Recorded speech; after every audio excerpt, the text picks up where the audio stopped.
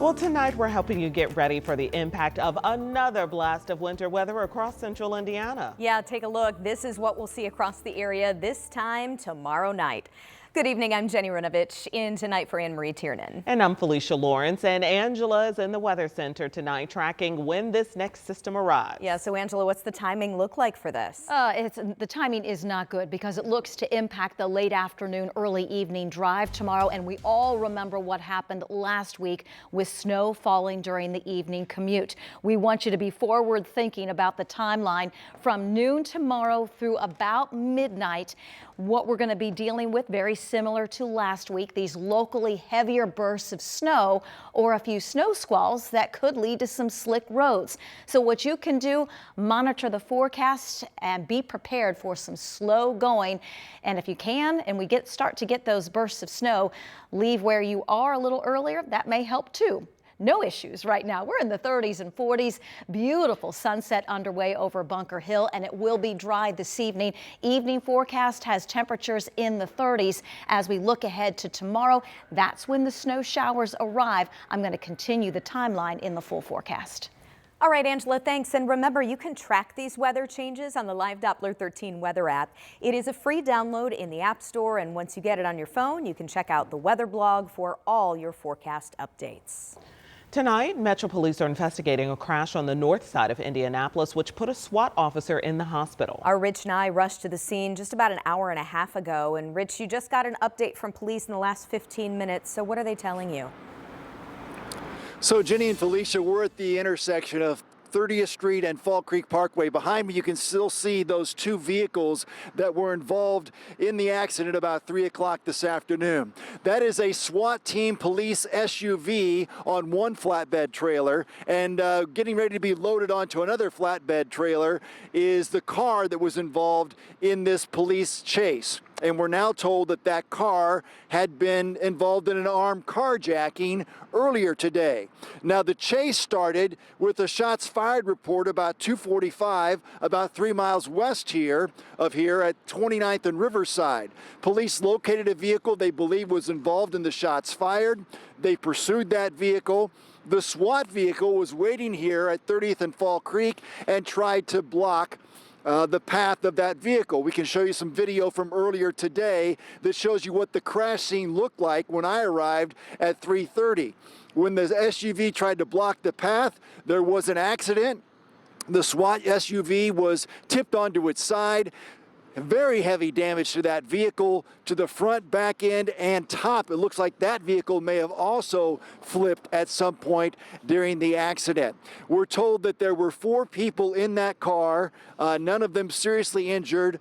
2 males and the driver and passenger who got out of the car and tried to run away, but they were quickly apprehended. 2 females in the back seat who were also apprehended. Again, no significant injuries there, we're told. 1 police officer in the SWAT vehicle was taken to the hospital with non-life-threatening injuries, we're told. And police say they did recover a firearm here at the scene as well. As you can see, those vehicles still behind me, about to be taken away in this scene.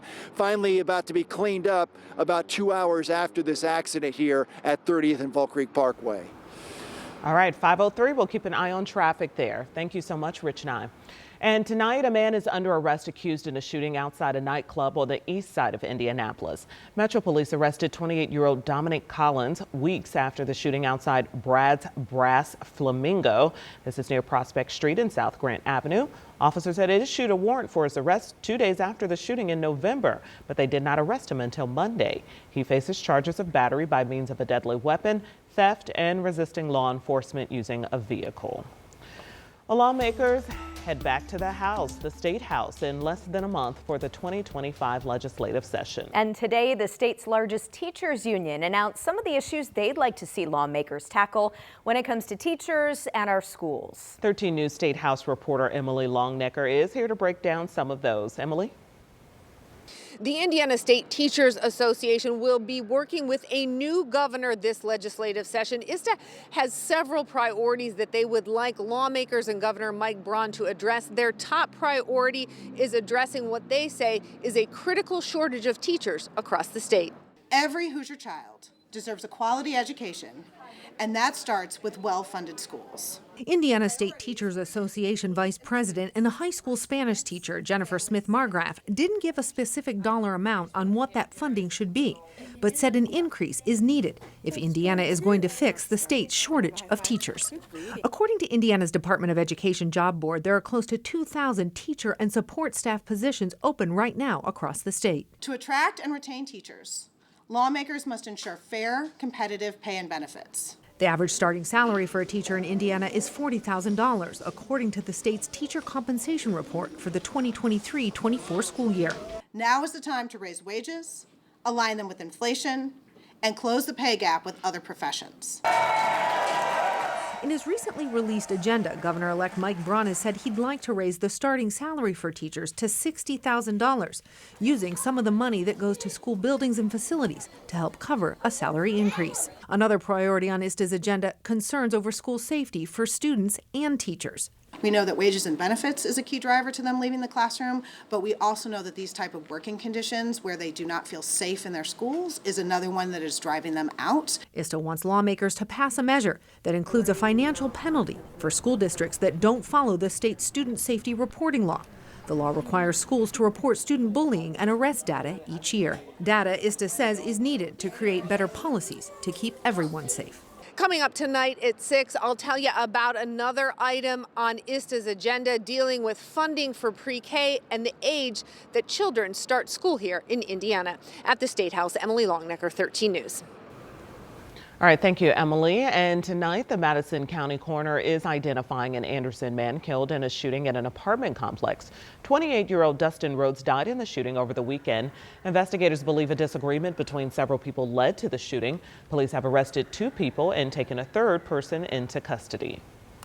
Earlier today, the city of Indianapolis announced a new round of funding to help communities complete their dream projects. We're talking everything from sidewalks to curbs. And it's part of the city's community-powered infrastructure program. Essentially, the city will split the bill with you. Our Marion County reporter Lauren Kostick explains how all of this works. At Oaks Academy Middle School, new sidewalks and curbs are bringing a smile to the CEO's face. For us alone to pay for this, it probably would have been impossible. A project that would have cost more than $60,000 ended up being only $28,000. That's because the city agreed to split the bill through its neighborhood infrastructure program. And now a new round of applications is opening up. For organizations like the Oaks and other nonprofits and other neighborhood associations, this is a great opportunity to partner with the city to improve our infrastructure. Here's how it works. First, identify the problem, maybe a crosswalk or bumpy road. Second, start raising money to fix it.